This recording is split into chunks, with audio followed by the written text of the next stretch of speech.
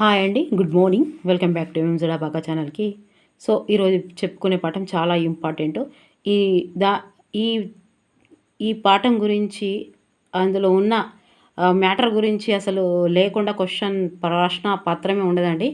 Okay, ఇక చాలా important. ఒక్కసారి విందాం. ఓకే, ఇక ముందుగా అయితే అందరికీ ఇగో ధన్యవాదాలు తెలియజేసుకుంటాను. ఎందుకంటే చాలామంది చాలా కామెంట్స్ రాశారు. అండ్ ఫస్ట్ టైం ఎవరైతే చూస్తారో వాళ్ళు తప్పకుండా సబ్స్క్రైబ్ చేసుకోవాలి, లైక్ చేసుకోండి. ఒక లైక్ కూడా చేసుకోరు. ఓకే, సబ్స్క్రైబ్ చేసుకోరి, లైక్ చేసుకోరి, షేర్ కూడా చేయండి.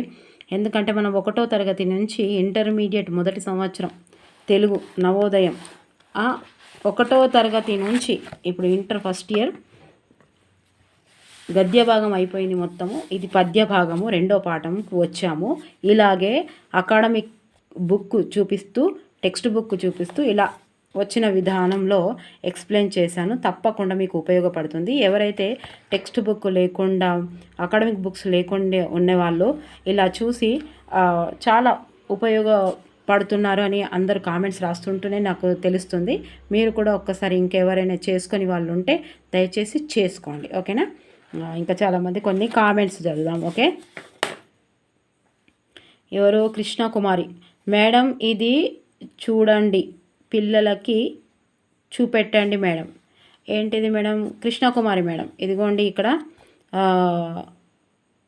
ఏమో లింక్ ఇచ్చారు, చూద్దాం తర్వాత. ఓకే, ఇదేం ఫోటో కదా. రజిత, ఈరోజు మా పాప బర్త్డే మేడం, విషెస్ చెప్పండి.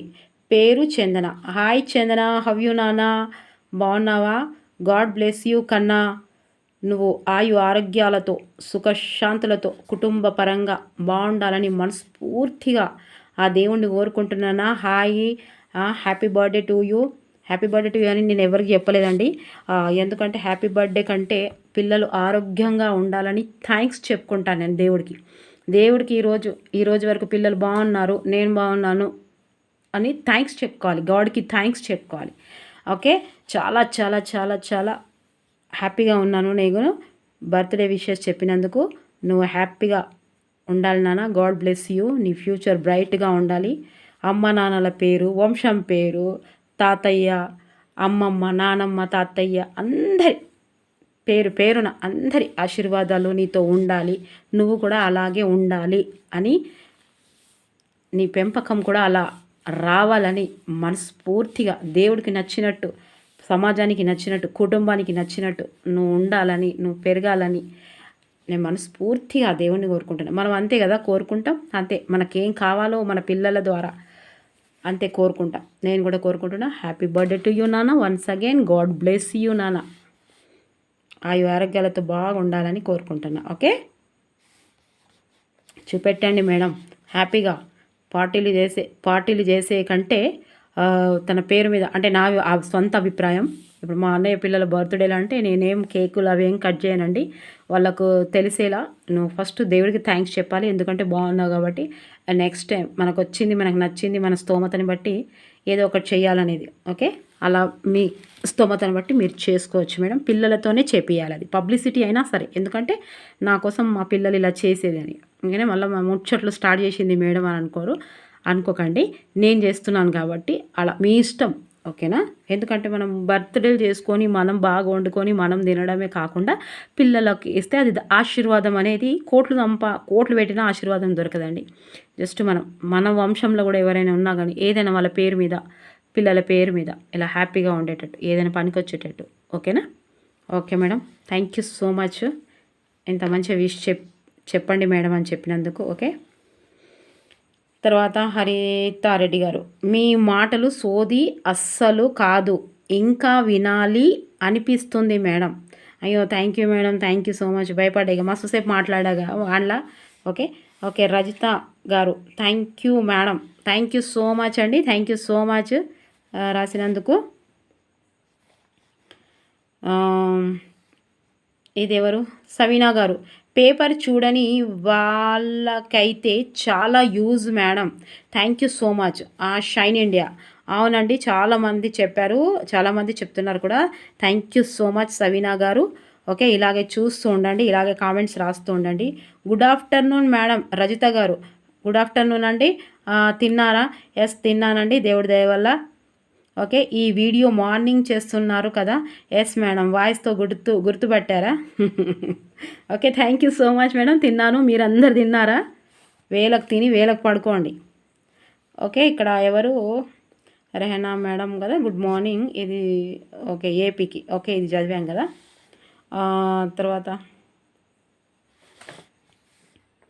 హాయ్ మేడం, తొందరలో ఇయర్స్ రాంగ్ చదివినారు మేడం. థ్యాంక్ యూ మేడం, చాలా ఇన్ఫర్మేషన్ ఇస్తున్నారు మాకు. ఇలా న్యూస్ పేపర్ చదివని వాళ్ళకు అయ్యో ఇలా మళ్ళీ రీడన్ అవుతున్నాయి ఇవి కాదు కదా. Okay madam, okay thank you madam. Next time అలా ఏదైతే తప్పుగా చదివానో నెక్స్ట్ టైం అలా చదవకుండా చూస్తాను. థ్యాంక్ యూ సో మచ్ చెప్పినందుకు. ఓకే మేడం, ఓకేనా? ఇన్ఫర్మేషన్ ఇస్తున్నందుకు మీకు ఇలా న్యూస్ పేపర్ చదవని వాళ్ళకు ఉపయోగపడుతుందని చాలామంది రాస్తున్నారు. ఓకే అండి, షైన్ ఇండియా మొత్తం చేస్తాను, ఉన్నాయి నా దగ్గర. ఎంత కష్టపడైనా ఎంత రాత్రైనా సరే మీకోసం చేస్తా. ఓకేనా? Okay, thank you so much madam. తర్వాత ఇదిగోండి హేమలత గారు, thank you madam, thank you so much madam. Okay, enter చెయ్యండి మేడం. ఓకే, చేసేస్తున్నా ఇప్పుడు, ఎంటర్ చేస్తాను నేను. ఓకే, తర్వాత ఇక్కడ మేడం ఇది చూడండి పిల్లలకి. ఓకే ఓకే, లింక్ పంపించారు కదా, చూస్తాను. ఓకేనా?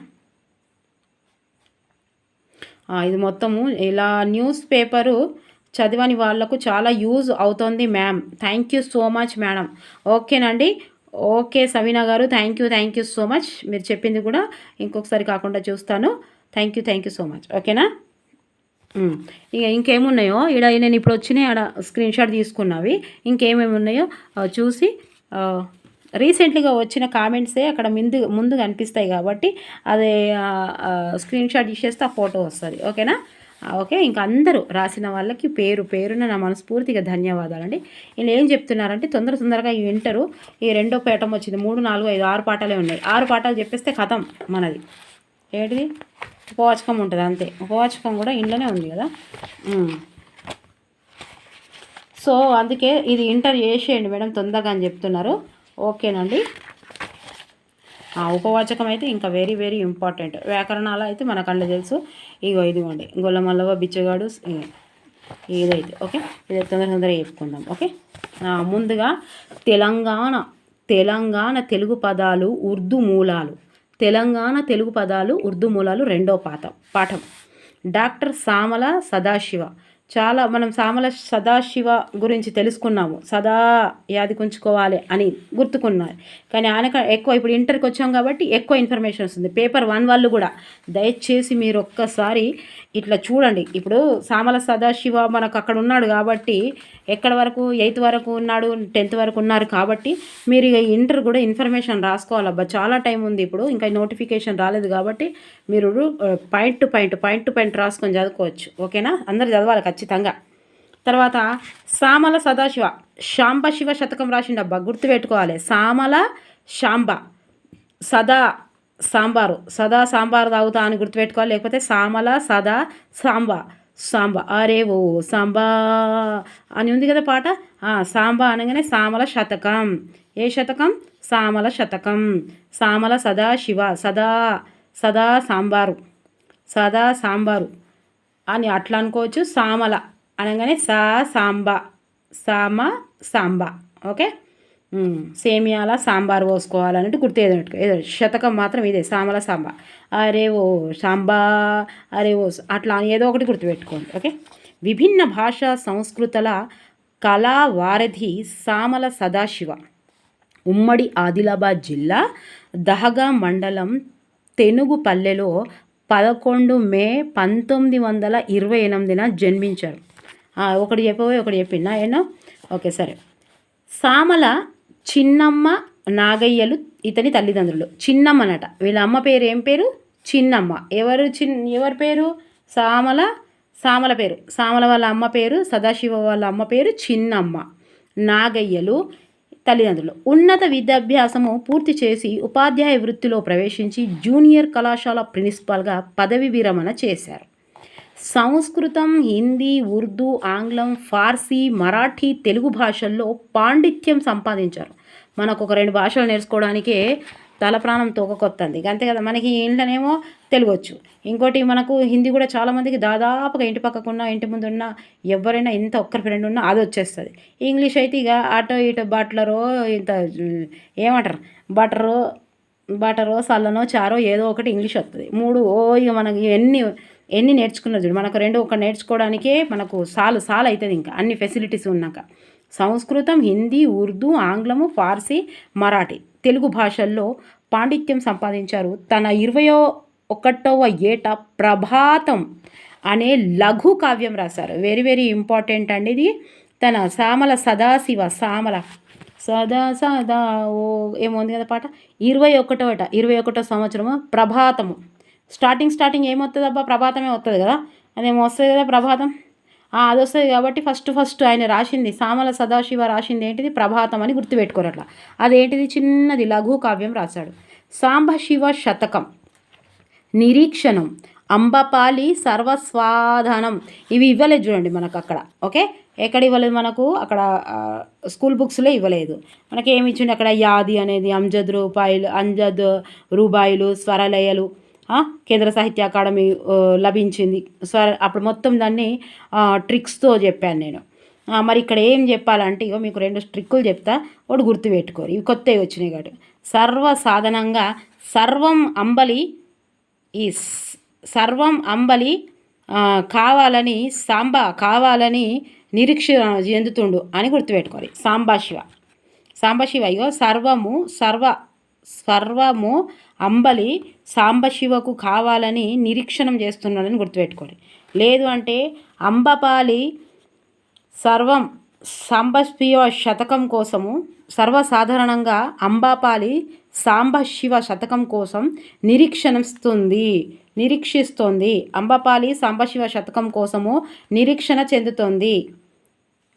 ఓకే, స్వాధీనం చేసుకోవడానికి. ఏం స్వాధీనము, సాంబశివ శతకము స్వాధీనం చేసుకోవడానికి అంబాపాలి నిరీక్షణం చెందుతుంది. సుశీరా గుర్తుపెట్టుకోవాలి. ఎవరు ఈ అంబాపాలి సాంబశివ శతకము సర్వం చేసుకోవాలని నిరీక్షణ చెందుతుంది. అంబపాలి సర్వం ఆమెను చేసుకోవాలని సాంబశివ శతకం కోసం నిరీక్షణ చేస్తుంది. ఎట్లా గుర్తుపెట్టుకోరు, నేను చెప్పిన ఇప్పుడు గుర్తుకునే 3. Okay, very very important. ఇక్కడ చూడండి, హిందుస్థానీ సంగీత కళాకారుల ప్రతిభపై మలయ మారుతాలు, వెరీ వెరీ ఇంపార్టెంట్. ప్రముఖుల జ్ఞాపకాలు, అనుభవాలు గల యాది సంగీత శిఖరాలు, ఉర్దూ భాష కవిత్వ సౌందర్యం, ఉర్దూ కవుల కవితా సామాగ్రి మొదలైన గ్రంథాలు ప్రసిద్ధమైనవి. ఓకే, మనకు తెలుసు కదా హిందుస్థానీ సంగీత కళాకారుల. ఇవన్నీ ట్రిక్స్ నేను చెప్పిన, మళ్ళీ చెప్తే కన్ఫ్యూజ్ అవుతుంది మీకు. అవి వస్తే ఇవి వస్తుంది, ఇవేవైనా కొత్తగా ఉన్నాయి. అంత సర్వసాధారణంగా ఈ సర్వం అంబలి నాకే కావాలని ఎవరు ఈ సాంబ నిరీక్షిస్తుండని గుర్తుపెట్టుకోరు, ఈ సాంబ శతకం అని. ఓకే, తర్వాత మలయ మారుతాలు హిందుస్థానీ సంగీత కళాకారుల ప్రతిభపై, ఎవరిపై అబ్బాయి ఇది క్వశ్చను, హిందుస్థానీ సంగీత కళాకారుల ప్రతిభపై వచ్చింది ఏంటిది అని అడుగుతారు. మారుతాలు. ఓకే, తర్వాత ప్రముఖుల జ్ఞాపకాలు, అనుభవాలు గల యాది సంగీత శిఖరాలు, ఉర్దూ భాష కవిత్వ సౌందర్యం, ఉర్దూ కవుల కవిత సామాగ్రి మొదలైన గ్రంథాలు ప్రసిద్ధమైనవి. అంజద్ రూపాయలు, వెరీ వెరీ ఇంపార్టెంట్. ఇది మీకు ఎట్లా చెప్పిన ట్రిక్ ద్వారా గుర్తుపెట్టుకోరి. ఓకే, అంజద్ రూపాయలు అనువాదానికి, ఒకవేళ కొత్తగా చూస్తున్నారు అనుకోండి వీడియోస్, మీరు అక్కడ పోయి ప్లే దాంట్లో పోయి, లేకపోతే ప్లేలో పోయి మనం చూడండి. ఇక్కడ స్కూల్ బుక్స్లలో అన్ని వీడియోస్ చేశాను నేను మొత్తం 1వ తరగతి నుంచి. ఓకే, సామల సీత ఏ బుక్లో ఉన్నాడు, ఏ క్లాస్లో ఉన్నాడు చూసి ఇది చూడండి. అనువాదానికి 1964లో ఆంధ్రప్రదేశ్ ప్రభుత్వం వారి ఉత్తమ అనువాద రచన పురస్కారము.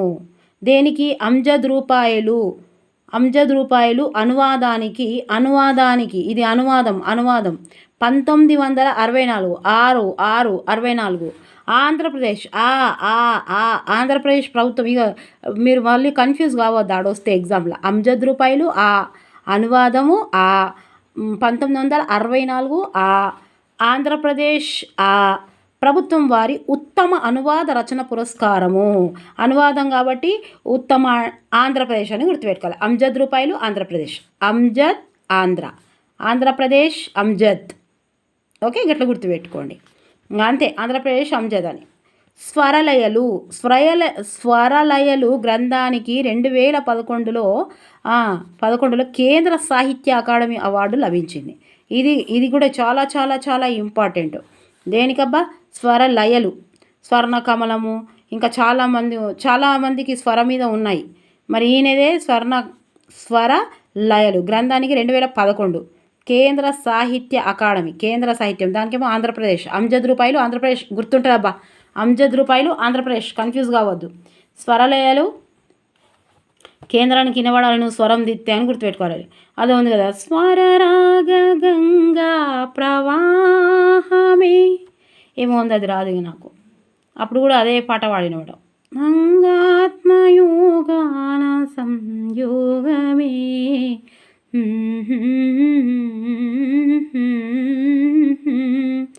పాలికే గురుగీతికా ఘన సరసీరుణమాలిక. అంతే, తప్పులు కావచ్చు, ఆడ ఫంక్షన్ హాల్లో వస్తుంది, అందుకే ఆ ట్యూన్ వచ్చు అంతే. స్వరలయలు అనగానే ఇంకా పాట గుర్తుకు రావాలి. అది కేంద్రం దాకా వినబడ్డది, రాష్ట్రమే కాదు కేంద్రం దాకా వినబడ్డది. అంజద్ రూపాయలకు ఆంధ్రప్రదేశ్ ఇచ్చింది. మిర్జా గాలిబ్ ఉర్దూ సాహిత్య చరిత్ర, ఫారసీ కవుల ప్రశస్తి వంటి రచనల్లో ఇతర భాషా సాహిత్య విశ్లేషాలను ఆసక్తికరంగా పరిచయం చేశాడు. హిందుస్థానీ సంగీత జ్ఞానాన్ని, సంగీత కళాకారుల ప్రతిభ వైదుష్యాన్ని, ఆత్మాభిమానాన్ని, సంగీత రసజ్ఞుల మనసులను దోచుకునేలా చెప్పాడు. ఉర్దూ దినపత్రిక సియాసత్, మనం అక్కడ చదువుకున్నాం కదా, సామల సియాసత్ విలువైన వ్యాసాలను రచించాడు. Siasat very very important. ఇవన్నీ నేను వెరీ వెరీ ఇంపార్టెంట్ అని పెట్టినాయండి. ప్రీవియస్ బిట్స్, వచ్చిన బిట్స్ అన్నిట్లలో. ఓకేనా? సియాసత్ అంటే రాజకీయం. ఉర్దూలో సియాసత్ అంటారు.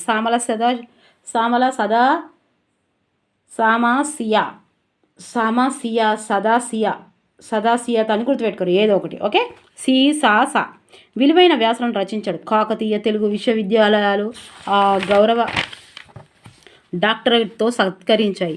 సదాశివ సాహిత్యంపై విశ్వవిద్యాలయాల్లో పరిశోధనలు జరిగాయి. సహృదయ విమర్శకుడిగా, వ్యాఖ్యాతగా, సరళ వ్యవహారికల్లో, మౌలిక శైలిలో, ఆత్మీయులతో ముచ్చట్ల రూపంలో ఉండే సదాశివ రచనలు మంచి పఠనానుభూతిని అందిస్తాయి. ఇది కూడా అడగొచ్చు. ఇంతటి వైవిధ్య సాహిత్యకారుడు ఆగస్టు 7, 2012 ఈ లోకాన్ని విడిచి వెళ్ళారు. ఓకే, 7. ప్రస్తుత పాఠ్యభాగము డాక్టర్ సి నారాయణ రెడ్డి సంపాదకత్వంలో వెలువడిన వ్యాస గులుచ్చం 2వ భాగం నుండి స్వీకరించబడింది. గులుచ్చం 2వ భాగం. ఎవరు? సి నారాయణ రెడ్డి. సామల సదాశివరావు. ఈ లెసన్ ఎట్లా తీసుకోవాలంటే, ఈడేముంది, గులుచ్చం ఉంది కదా, గుచ్చం అనే పూల గుచ్చము సామల సదాశివ మెడలేసిరు, శివ మెడలేసిరు అని గుర్తుపెట్టుకోరు.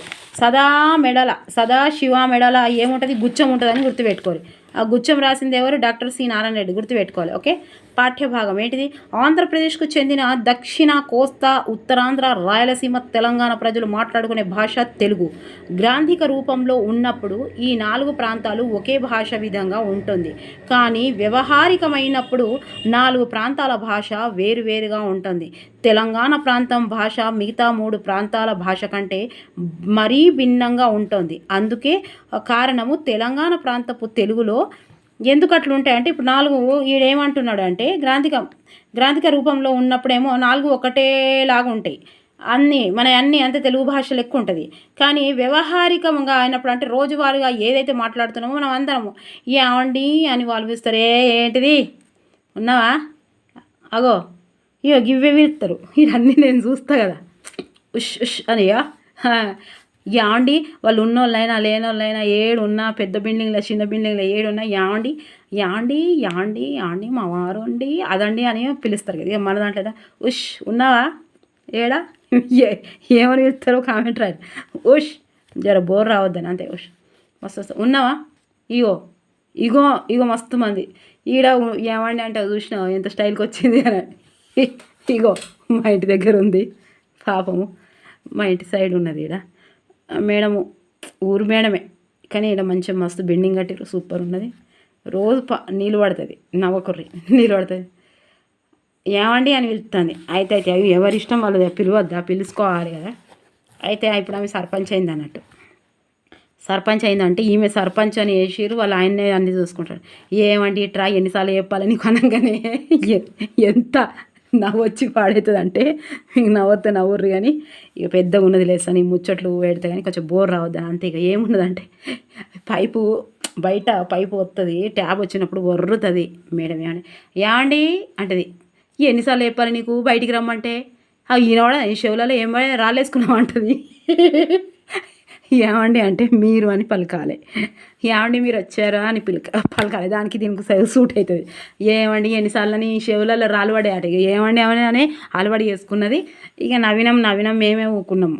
ఆమె అట్లనే మాట్లాడుతుంది, అందుకే రెస్పాండ్ కావద్దు. ఎవరు నవ్వుకుంటే ఆమెకేంది, ఆమె మాత్రం మంచిగానే పిలుస్తుంది. ఇక చెప్పినప్పుడు అలా నవ్వుతుంది, నిజంగా మనస్ఫూర్తిగా నవ్వుతుంది. నాకు ఎన్ని జాగాలు చెప్పి నవ్వినాం. ఏమండి అనగానే ఆమెనే గుర్తుకొస్తుంది నాకు. మీరు కూడా నవ్వొచ్చిందని రాయరు.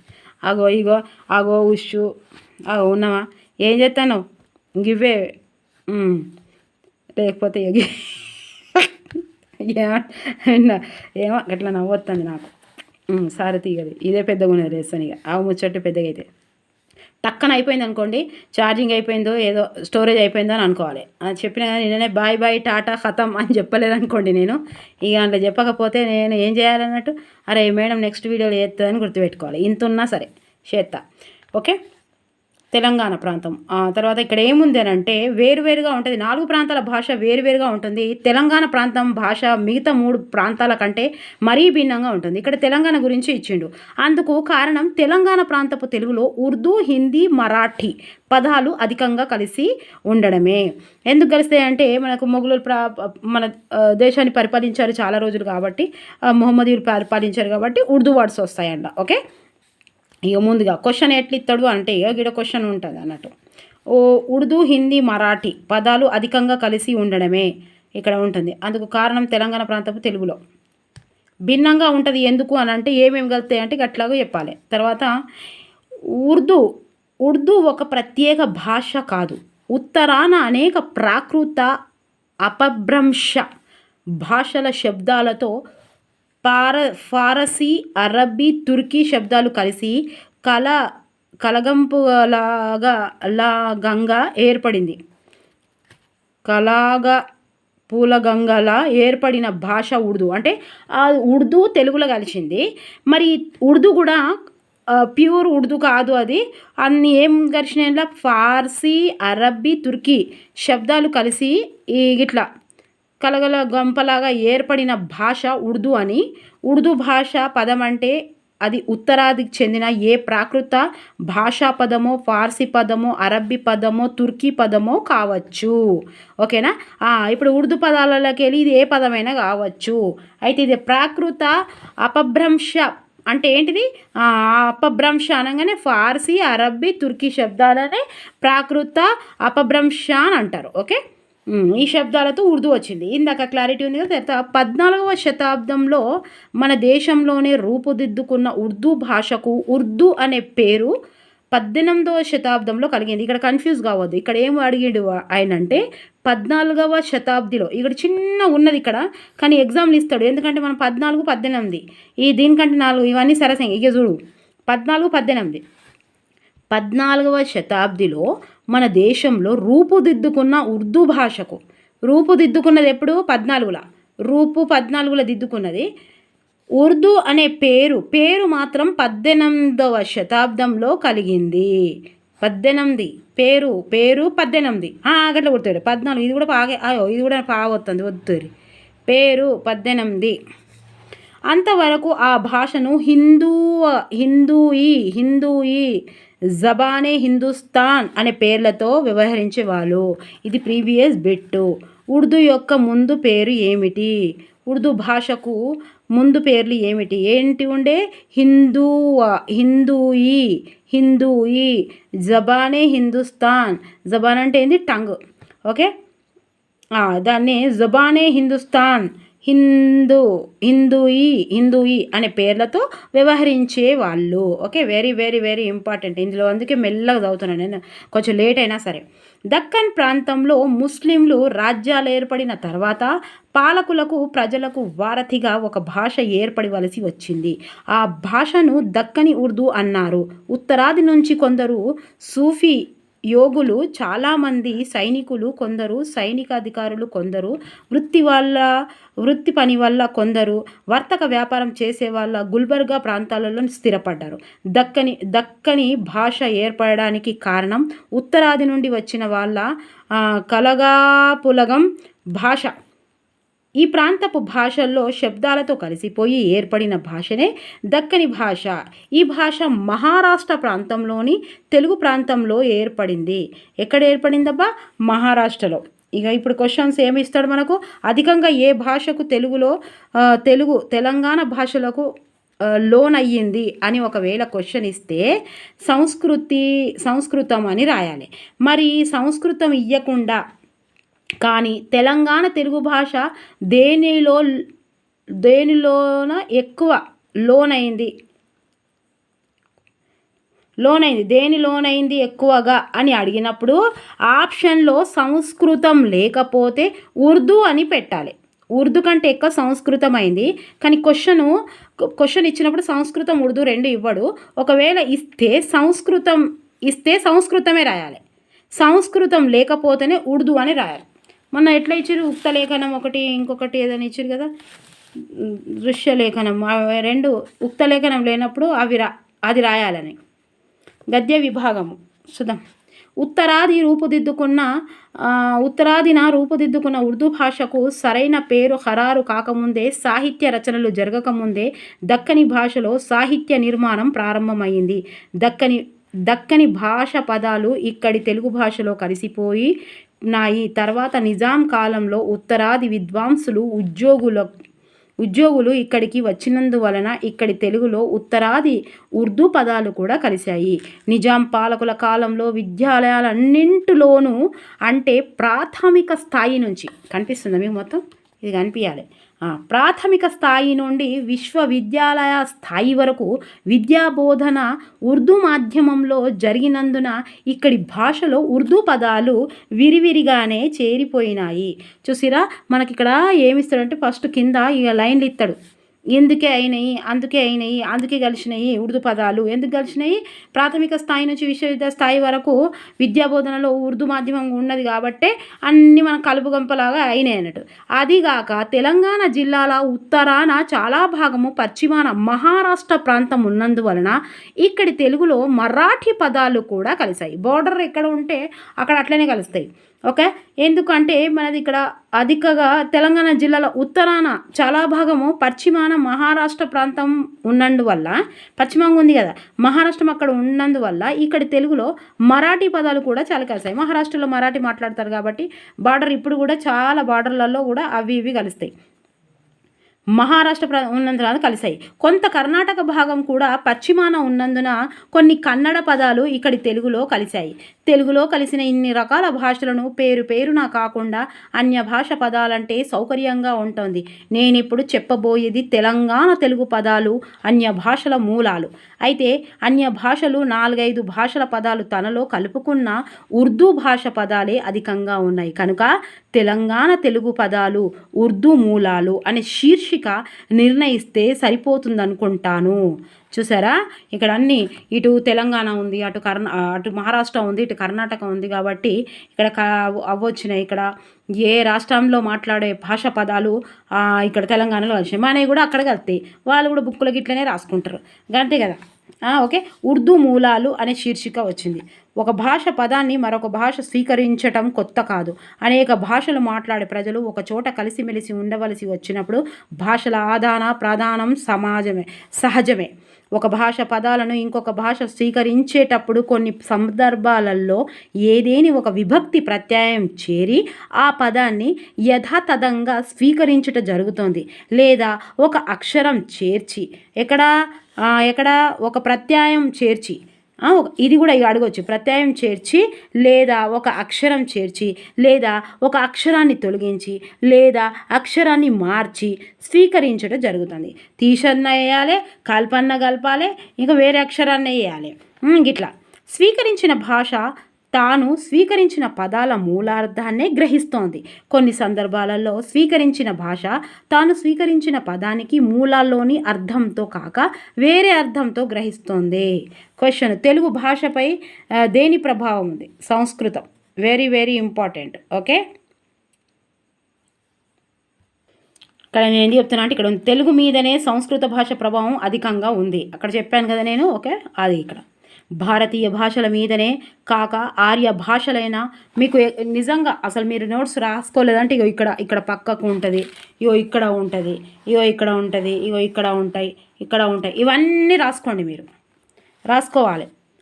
తర్వాత రాసుకోవాలి, అక్కడ పాయింట్స్ తీసి అక్కడ రాసుకోవాలి. ఒక భాష పదానికి స్వీకరించని చెప్పినాం కదా. భారతీయుల భాషల మీదనే కాక ఆర్య భాషలపైన పారసికం, ఆంగ్లము, జర్మనీ మొదలైన భాషల మీద సంస్కృత ప్రభావం ఎట్లా ఉన్నదో భాషా శాస్త్రవేత్తలకు తెలిసిందే. ఆ భారతీయ భాషలన్నింటికంటే తెలుగు మీదనే సంస్కృతం బాగా ప్రభావం అధికంగా ఉంది. మనం ఇక్కడ అకాడమిక్ బుక్లో ఏది ఉంటేనే ఆ ఎగ్జామ్లో అదే నడుస్తుంది. సిరీస్లో ఎంత బాగున్నా ఎంత బాగా లేకున్నా సిరీస్లో అది నడవది. అకాడమిక్ బుక్లో తక్కువ ఉంటే మనది నడుస్తుంది కోట్లు ఎత్తే. ఒక మార్కు పోయిందంటే ఒక మార్కు వచ్చిందంటే జాబ్ వస్తుంది. ఈడ వీళ్ళు రెస్పాన్సిబిలిటీ. అందుకే అకాడమిక్ బుక్స్ చదవమని ప్రతి ఒక్కరు అడ్వైజ్ ఇచ్చేది. ఉర్దూ బోధన మాధ్యమంగా గల తెలంగాణ ప్రాంతంలోని ఆంగ్ల భాష ప్రభావం కూడా ఉండేది. అది దొరల భాష. ఉర్దూ భాషా శాస్త్రవేత్తలు ఉర్దూవానా అనే ఒక పదాన్ని తరచుగా వాడేవాళ్ళు. ఉర్దూ విద్వాంసులు అనేకంగా ఆంగ్ల పదాలను, పద సంబంధాలను ఉర్దూలో అనువాదించుకున్నారు. అవేగాక ఒక భాష అన్య భాష పదాలను స్వీకరించే వర్ణలోప అంటే చెప్తాను. వర్ణ వ్యాత్యాయ పద్ధతిలోనే ఎన్నో ఇంగ్లీషు పదాలను ఉర్దూ భాషలోకి మార్చుకున్నారు. అదే ఉర్దూవానా అంటే ఏంది? ఇంగ్లీష్ ఆధారంగా చేసుకొని ఉర్దూ పలుకవుతారు. మళ్ళీ ఇక్కడ ఉర్దూవానా అంటే ఏమన్నారు? ఆంగ్ల భాష పదాలు అధికంగా ఉర్దూలో చేర్చుకోవడం. ఓకే, ఉర్దూవానా అంటే ఏంటిది? ఇది ఇచ్చే అవకాశం ఉంది. Previous bit. ఆంగ్ల భాష పదాలు అధికంగా ఉర్దూలో చేర్చుకోవడం. చూద్దాం ఇప్పుడు ఎట్లనో. ఓకే, తర్వాత వెరీ వెరీ ఇంపార్టెంట్. ఇవి కూడా ప్రీవియస్ బిట్స్లో ఇవన్నీ వచ్చినాయి. ఇవే వస్తాయి. పీజీటీ అయితే కుప్పలుగా వాడతాయి. ఇవే డిఎస్సిలో కూడా వాడతాయి. టెట్లో కూడా ఒక్కటేమో వచ్చింది ఇళ్ళకెళ్ళి. ఓకే, ఉర్దూవానా అంటే గుర్తుపెట్టుకోవాలి. ఉర్దూవానా అంటే ఏంటిది? ఇదే ఇక ఇక్కడ ఏమంటుండే వర్ణాలను ఒకటి కలవడం కానీ, ఒకటి తీసేయడం కానీ, ఒకటి మైనస్ ఒకటి ప్లస్ కానీ, లేకపోతే మొత్తం మారిపోవడం కానీ. ఉదాహరణకు లార్డ్ అనే ఇంగ్లీష్ పదానికి లార్డ్ సాహెబ్ అని అంటారు. ఇది ఒకటి ఇంగ్లీష్ పదము. ఏం పదము? ఉదాహరణకు లార్డ్ అనేది ఇంగ్లీష్ పదము. ఆ ఇంగ్లీష్ పదానికి వీళ్ళు లార్డ్ సాహెబ్ అని అన్నారు. క్వశ్చన్: ఏ పదం ఇది? ఉర్దూవానా భాష. లార్డ్ సాహెబ్ అనేది ఏ పదం అని అడుగుతాడు. క్వశ్చన్ ఇట్లా వచ్చింది. లార్డ్ సాహెబ్ అని ఇచ్చి ఇది ఏ పదము అని ఇచ్చిండు. ఏ పదము? ఉర్దూవానా పదం. ఎందుకు ఉర్దూవానా పదం? ఎందుకంటే ఇంగ్లీష్ భాషలో తెలుగులోకి మార్చుకుంది కాబట్టి. ఓకేనా? అంటే లార్డ్ సాబ్ అన్నాడు అంటాం కదా మనం. లార్డ్ సాబ్ లేస్తాడా? వాడు లేస్తాడు. ఎవరైనా వచ్చినా లేవాడు. వాడు 10 గంటలకు లేస్తాడు. వాడు 1కి వస్తాడు. లార్డ్ సాబ్ లేస్తాడు. లార్డ్ సాబ్ అంటారు. ఇక్కడ హిందీ వాళ్ళే, ముస్లిమ్స్ అనే కాదు, తెలుగు వాళ్ళు కూడా ఇది మాట్లాడతారు లార్డ్ సాబ్ అని. వాడు లార్డ్ సాబ్, అబ్బో 1కి లేస్తాడు లార్డ్ సాబ్ అంటారు. మనకేమైనా మంచిగా విష్ చేయకపోతే లార్డ్ సాబ్ వానికేంది అని అంటారు. మంచి ఇల్లు కట్టిన బాగా పైసలు ఉన్న లార్డ్ సాబ్ అబ్బా కూర్చొని తింటాడు వానికేంది అంటారు. కమాండ్ అనే ఇంగ్లీష్ పదానికి కమాన్ గుర్తుంచుకోవాలబ్బండి. కమాండర్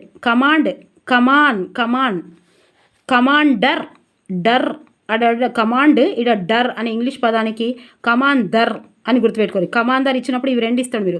ఈ దర్రు, ఈ డర్రు. కమాండర్, కమాందార్ ఇంకట్లా గుర్తుపెట్టుకోండి. ఓకే, బాంబు అనే ఇంగ్లీష్ పదానికి బమ్ అనేది ఉర్దూ పదం. ఓకే, ఇంకేంటి? మ్యూజిక్ అనే ఇంగ్లీష్ పదానికి ముష్కి. ఫిలాసఫీ అనే ఇంగ్లీష్ పదానికి ఫల్సాఫా. ఫిలాసఫర్, ఫల్సా అని గుర్తుపెట్టుకోరు. అరే ఉర్దూ పదం. ఓకే, ఈ మార్పునే ఉర్దూవానా అంటారు. మనం ఏమనుకున్నాం ఇప్పుడు ఉర్దూవానా అంటే ఏమనుకున్నాం, ఇంగ్లీష్ ఆధారంగా చేసుకొని ఉర్దూ పదాలను పలుకుతారు కాబట్టి దాన్ని ఏమంటాం మనం, ఉర్దూవానా అంటాం. ఓకే. ఒక భాషలోని పదాలు మరొక భాషలో చేరినప్పుడు వాటి రూపు మారటమో లేదా అర్థం మారటమో జరుగుతుంది. కొన్ని పదాలు యథాతథంగా అన్య భాషలో చేరుతాయి. మన మన దేశ భాషలన్నింటిలోని సంస్కృత పదాలు కొద్దో గొప్పో చేరే ఉంటాయి. వాటిల్లో కొన్ని పదాలు ప్రాంతానికి అర్థాన్నిస్తున్నాయి. ఉదాహరణకు ఆలోచన చేయడం అంటే తెలుగులో చింతన చేయటం. ఆలోచన చేయడం అంటే ఏంటిది, తెలుగులో చింతన చేయటం. హిందీలో విమర్శ చేయటం. ఉపన్యాసం అంటే తెలుగులో ప్రసంగం. ఉపన్యాసాన్ని తెలుగులో ఏమంటారు, ప్రసంగం అంటారు. హిందీలో నవల అంటారు. చూసిరా, ఇక్కడ మొత్తమే మారిపోయింది, దాని అర్థమే మారిపోయింది. భయంకరం అంటే తెలుగులో భీతి గొల్పేది. మరాఠీలో తమిళంలోనూ ఆ పదం గొప్ప అనే అర్థం వాడుతున్నారు. చూసిరా, ఇవి ఎట్లు ఇస్తాడు ఆన్సర్. మరాఠీలోని తమిళంలోని గొప్ప అని అర్థం అట. కొన్ని ఉత్తరాది భాషల్లో వంటలు చేసే బ్రాహ్మణుడు. అయితే ఇది క్వశ్చన్ ఎట్లా అంటే, ఉత్తరాది భాషల్లో వంటలు వండేవాడిని ఏమంటారు అని అంట. ఉత్తరాది భాషల్లో వంటలు చేసేవాళ్ళు, ఉత్తరాది వంటలు చేసేవాడిని ఏమంటారు, వాళ్ళని బ్రాహ్మణ్స్ అంటారు, బ్రాహ్మణుడు అంటారు. ఓకే, వెరీ వెరీ ఇంపార్టెంట్ ఇవన్నీ. ఇక ఉర్దూ భాష పదాలకు గురించి మాట్లాడవలసి వస్తే తెలంగాణ తెలుగులో ఉర్దూ పదాలు కొన్ని యథాతథంగా చేరినాయి. కలందాన్, ఖజానా, ఇవేం పదాలు, ఉర్దూ మరి పదాలు కొన్ని యథాతథంగా చేరినాయి. ఇవి ఇస్తాడబ్బా, ఇవి టీజీటీ పీజీటీలో అయితే కుప్పలు పడతాయి. డిఎస్సిలా టెట్టుకు పడలేదు కానీ. కలందాన్, ఖజానా అంటే మీకు కూడా తెలుసు, ఖజానా అంటారు. ఖా అనరు. ఖా అనేది ముస్లిమ్స్ మాత్రమే ఖా అని తీస్తారు. ఈ వర్డ్ మీరు చెప్పండి ఒకసారి. ఖజానా అంటారు, చూడండి, ఖజానా అంటారు. ఖజానా. జమీందారు, అబ్బో జమీందారు. జాగీర్దారు, నీ జాగీరు నాది రైడా. ఖుషి నాది బిడ్డ, ఖుషి నాది. నీ గులాం అనుకున్నావురా. రోజు గుర్తుపెట్టుకోవాలి, రోజు కూలి. బాకీ ఇవన్నీ ఏంటి, ఉర్దూ పదాలు. బాకీ ఎట్లా ఉర్దూ పదాలే తెలుగులోకి వచ్చినాయి, ఏ మారకుండా యథాతిథిగా వచ్చినాయి అన్నట్టు. అవి ఇదే మ్యాజ్ ఫాలోయింగ్ ఇస్తాడు. గరుజు, బాజారు, దుకాణం, మాలు, జబర్దస్తి, జోరు మొదలైన పదాలు కిన్నింటిలో కొన్ని. ఓకే, ఇవన్నీ ఏ పదాలని అడుగుతాడు అబ్బా క్వశ్చన్. Very very important. బజారు, ఇవన్నీ వెరీ వెరీ ఇంపార్టెంట్. క్వశ్చన్ ఏమిస్తాడంటే ఇవన్నీ ఏ పదాలు. దుకాణం ఇస్తాడు, ఇది ఏ పదం అంటే మనం తెలుగు పదమైన రాస్తాం, దుకాణం. ఓకేనా. దుకాణం, మాలు ఎట్లా తెలుసు మనం, దుకాణం చేస్తున్నాం మనం. అసలు దుకాణం అంటే ఈ ముస్లిమ్స్ అంటారు, దుకాణం అనేది అంటారు. దుకాణం అంటేనే ఉర్దూ వాడు అని ఎప్పుడు తెలుసు మనకు, ఈ లెసన్ చదివినాక తెలుస్తుంది. గట్లా హలంతమైన ఉర్దూ భాషలోని పదాలు అజంతమైన తెలుగు భాషలో చేరినప్పుడు అవి కూడా అజంతమవ్వటం భాష సాంప్రదాయంలో స్వాభావికమే.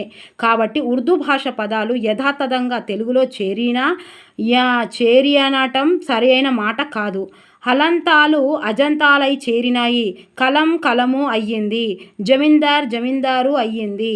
రోజు అయ్యింది. బాజారు అయ్యింది. మాలు అయ్యింది.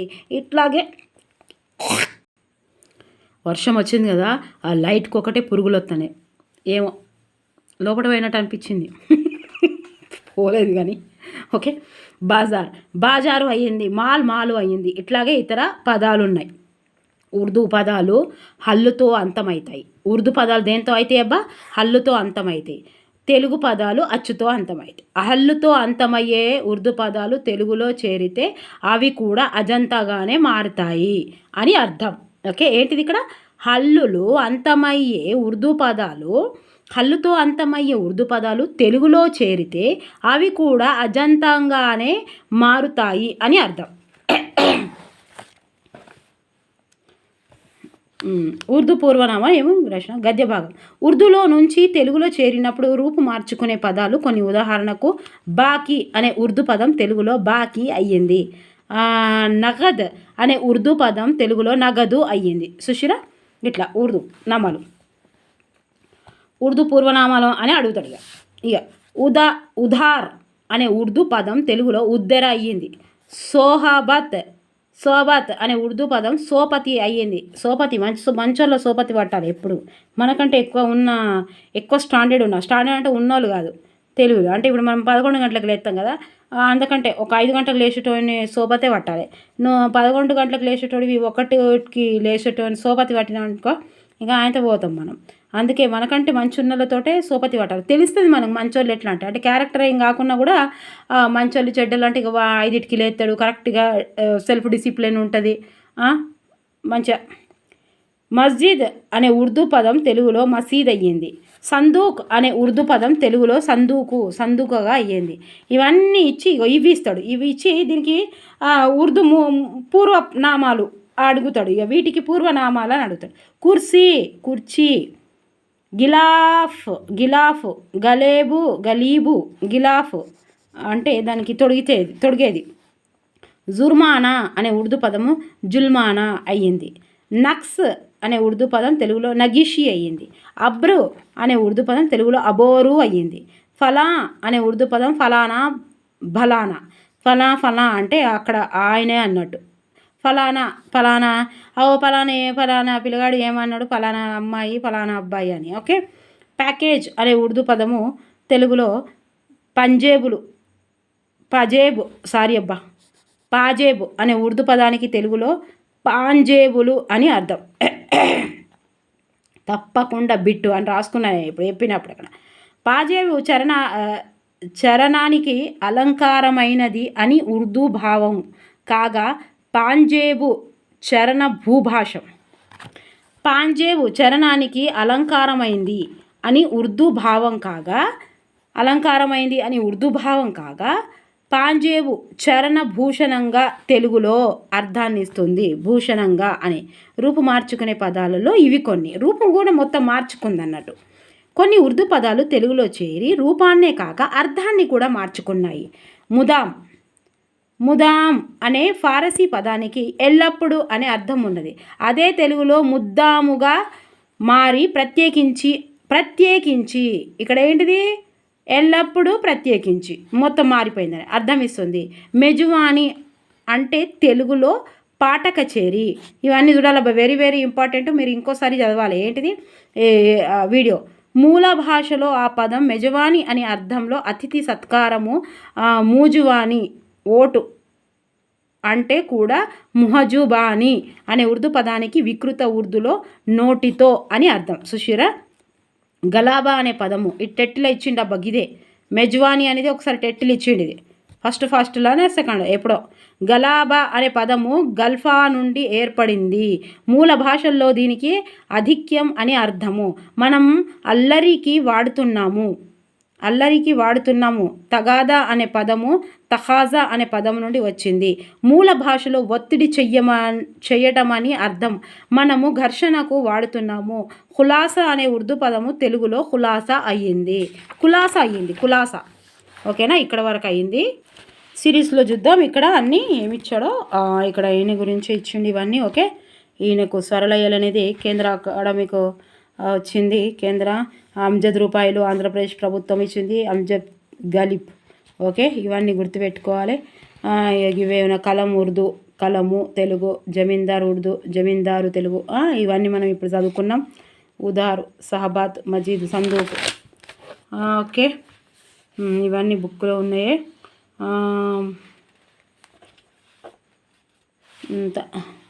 తెలంగాణ వాన అంటే ఏంటిది, ఉర్దూ వాన అంటే ఏంటిది, ఇంగ్లీష్ పదాలు తెలుగులో అనువాదించుకొని. ఓకే. ఇక్కడ కొంచెం ప్రభాతం అనేది ఆయన సామల సదాశివ 21కి చేసింది. అది అంబలి అనేది గుర్తుకుంటుంది. సంభాశివ శతకం అవి గుర్తుకే ఉంటాయన్నీ. ఓకే. ఉర్దూ భాషకు పూర్వము ఏ పేర్లతో పిలిచినవారు? ఉర్దూ భాషకు ఏ పేరుతో పిలిచిరబ్బా? హిందూయి జబానే హిందుస్థాన్. లార్డ్ సాహెబ్ పదానికి మూల పదం ఏంది? లాట్ సాహెబ్ పదానికి మూల పదం ఏందబ్బా? లార్డ్ అనే ఇంగ్లీష్ పదము. జుర్మానా ఉర్దూ పదం తెలుగులో ఈ విధంగా మారింది. జుల్మానాగా మారింది. మెహజుబాని అనే ఉర్దూ పదానికి అర్థం మూజువాని ఓటు. ఖులాసా తెలుగు పదానికి ఉర్దూ రూపము ఖులాసా. ఓకే. అన్నీ చూసుకోవాలి ఇక్కడ ఎవరు ఎట్లా అంటున్నారు. ఉర్దూ భాషకు ఉర్దూ అనే పేరు ఏ శతాబ్దంలో వచ్చిందో శతాబ్దం అడిగిండి ఇక్కడ. ఎప్పుడు వచ్చింది? 18వ శతాబ్దంలో వచ్చింది. ఇక్కడ 18వ శతాబ్దంలో వచ్చింది. 14వ శతాబ్దంలో రూపుదిద్దుకుంది ఉర్దూ భాష. శతాబ్దిలో మన దేశంలో రూపుదిద్దుకుంది అబ్బా 14లో. 18వ శతాబ్దంలో ఉర్దూ అనే పేరు వచ్చింది. పేరు ఇక చూసిరా. తర్వాత ఉర్దూ భాషకు ఉర్దూ అనే పేరు వచ్చింది. సామల సదాశివ రాసిన శతకం ఏదబ్బా? అరే ఓ సాంబా శివ సామల సదా శాంబా శివ సామల సదా. ఓకే, ఏ గ్రంథానికి సామల సదాశివ కేంద్ర సాహిత్య అకాడమీ స్వరలయాలు పాట పాడితే కేంద్రానికి పెట్టాలని చెప్పిన నేను. ఓకే, అండ కూడా ఒకటి చెప్పిన. మరి నచ్చితే ఇక లైక్ చేయాలి, సబ్స్క్రైబ్ చేయాలి, షేర్ చేయాలి. ఓకే, ఇక అయిపోయింది. ఇంకో పాఠం ఏదబ్బా? లాస్ట్ 3వ పాఠం. ఇవన్నీ తప్పకుండా మీరు 2 సార్లు చూడాల్సిందే వీడియో, ఒక్కసారి చూస్తే కాదు. ప్రాచీన సాహిత్యంలో మానవతావాదం ఆచార్య రవ్వ శ్రీహరి అట. మనం వినలే కదా. రవ్వ శ్రీహరి కొత్తగా ఉన్నారు. ఎప్పుడు కొత్తగా అంటే ఇప్పటివరకు చేసిన వీడియోలో 1వ తరగతి నుంచి ఇప్పటి వరకు ఉన్నాయి. దయచేసి తొందరగా వేసేస్తే అయిపోతుంది అబ్బా నిజంగానే. ఓకే, ఇంటరు ఎక్కడి వరకు అయితే మనం చేసినామో అక్కడ వరకు కంప్లీట్గా అయితే చూడడానికి కూడా బాగుంటాయి. షైన్ ఇండియా గురించి చాలామంది పాజిటివ్గా రాస్తున్నారు. మేడం మాకు అసలు ఆ ఓపిక కూడా లేదు, టైం కూడా లేదు. మేము అదేంటి న్యూస్ పేపర్ కూడా వేయించుకోవట్లేదు. అట్లా షైన్ ఇండియాలో ఒకే జాగాలో చెప్పడం, మీరు ఒకే చోట చెప్పడం. జాగా అంటే ఏంటి మళ్ళీ అది ఉర్దూ పదం కావచ్చు. అంతే, ఒకటే జాగా వేసి మీరు ఒకే చోట వేసి మీరు చెప్తున్నారు కాబట్టి మాకు చాలా అవైలబుల్గా ఉన్నదన్నారు. And Chandana happy birthday to నాన్న, god bless you once again. And ప్రతి ఒక్కరికి కామెంట్స్ రాస్తున్న ప్రతి ఒక్కరికి నా మనస్ఫూర్తిగా హృదయపూర్వక కృతజ్ఞతలు తెలియజేసుకుంటాను. మీరు కూడా ఇట్లాగే నాతో సపోర్ట్గా ఉండండి. ఇంకా నేను చదవలేదు. ఏంటి అబ్బా అవి కామెంట్స్ మర్చిపోయిన కామెంట్స్. ఓకేనా? ఓకే, మరి తప్పకుండా ఇక లైక్ మాత్రం చేయడం మర్చిపోవద్దు. ఫస్ట్ టైం ఎవరైతే చూస్తారో మొత్తం ఓపికగా ఉండాలి. డిసిప్లిన్ అంటే కదే మరి. ఏంటిది డిసిప్లిన్ అంటే? ఏం లేదు. సెల్ఫ్ డిసిప్లిన్ అంటే మనకు నచ్చినా నచ్చకపోయినా, మనకు ఇష్టం ఉన్నా ఇష్టం లేకపోయినా ఆ సమయంలో ఆ పని చేయాలి. ఆ సమయంలో ఆ పని చేస్తేనే దాన్ని అంటారు. దాన్ని డిసిప్లిన్ అంటారు, సెల్ఫ్ డిసిప్లిన్ అంటారు. అది మనకు నచ్చకపోయినా 3 గంటలకు లేవు, నచ్చకపోయినా లేవాలి. ఇట్లా ఎవరు మనం ఇప్పుడు సల్మాన్ ఖాన్, నాగార్జున లాగా. ఎందుకంటే వాళ్ళు 60 సంవత్సరాలలో ఉన్నారు, ఇప్పుడు 59 సంవత్సరాలలో ఉన్నారు. ఇప్పటికే తెల్లగా అన్ని ఎంటికలు అయ్యి మొఖాల నొప్పులతోటి షాయి తాగుకుంటూ ఏదైనా అరుగుల మీద కూర్చొనే ఏజ్. మరి ఎట్లున్నారు ఇప్పుడు? గట్లనే ఉన్నారు. ఎందుకంటే 3 గంటలకు లేస్తారు. వాళ్ళ డైట్ వేరే, వాళ్ళకి నచ్చినా నచ్చకపోయినా మనం అభిమానించాలి వాళ్ళకు, కాబట్టి అట్లా చేస్తూనే ఉంటారు వాళ్ళు తప్పకుండా. అంతే కదా మరి. ఏదైనా అంతే, మనకు నచ్చినా నచ్చకపోయినా సెల్ఫ్ డిసిప్లిన్ అంటే దాన్ని అంటారు. కరెక్ట్ టైంలో చేయాలి, అంతే. ఓకేనా?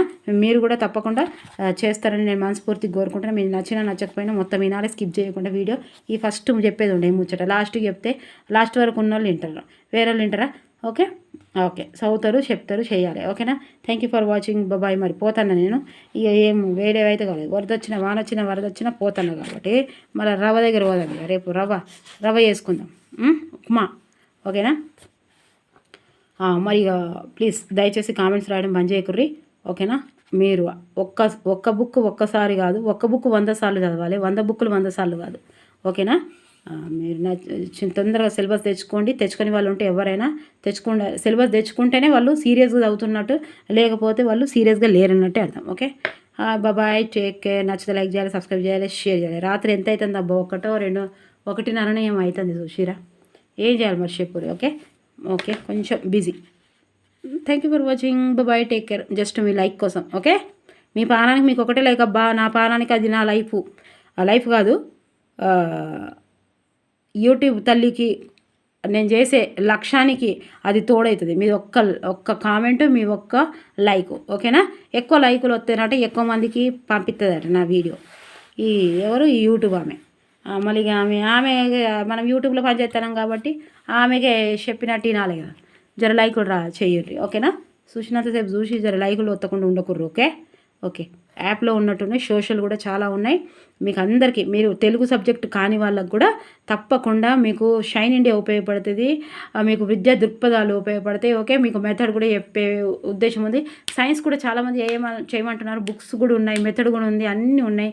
ట్రిక్స్ ద్వారా కూడా చెప్పగలుగుతాం కొంచెం ఇవి కంప్లీట్ అయిన తర్వాత. Okay, thank you for watching. Bye, take care.